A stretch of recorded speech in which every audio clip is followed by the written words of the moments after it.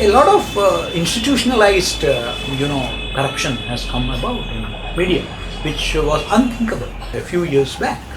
And the big instances like that Nira Radia tapes and all those things happened, and paid news syndrome was unheard of. You would hear, I would say, prior to 1991, some instances of, say, Lifafa journalism. We used to call it Lifafa journalism, where along with the press release, the organizers of an event would place a small envelope to the reporter, and the reporter would either decline it or accept it, and either it would have a couple of notes in it or a gift voucher in it, things like that, small favors and some gifts whenever a press conference is held, say on Diwali and all those things.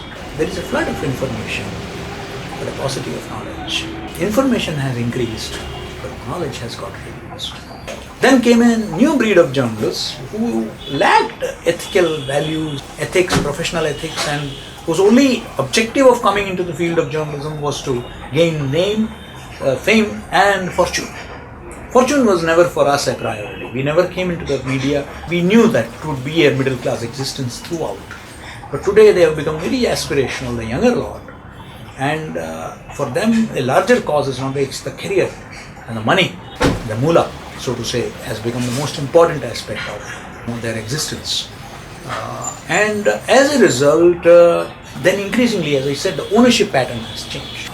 The corporatization of the media. Media is no more, one committed journalist or a committed owner, say Ram Nath Goenka starting a newspaper of his own.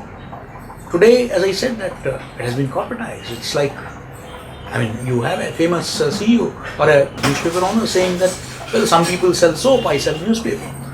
So, it has become a commodity. So then that has devalued the media. If it's a commodity like any other commodity, then why should you have any special privileges and rights, which I enjoy as a media person, or I claim, or I demand? If I am also selling soaps, then I better behave like a salesman. Don't expect as the fourth estate or the fourth pillar of democracy and all those things. So I believe that media's credibility has got a beating, and particularly while in some big newspapers and some big channels the salaries have jumped, have gone up, but in smaller newspapers and smaller channels, the exploitation of level of journalists has gone up like anything.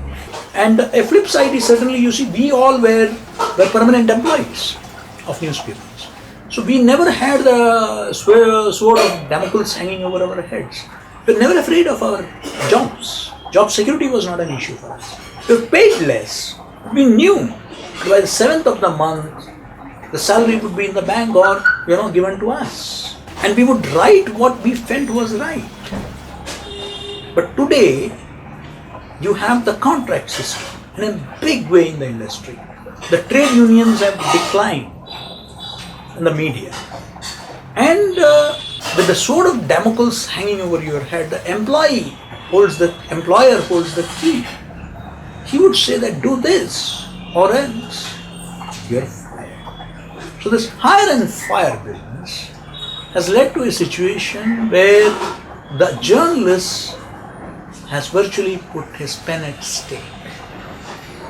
In big newspapers and television channels, except there are honorable exceptions, I must say, but by and large, it is no more the editorial department which calls the shots, it is the marketing department, the commercial department which calls the shots.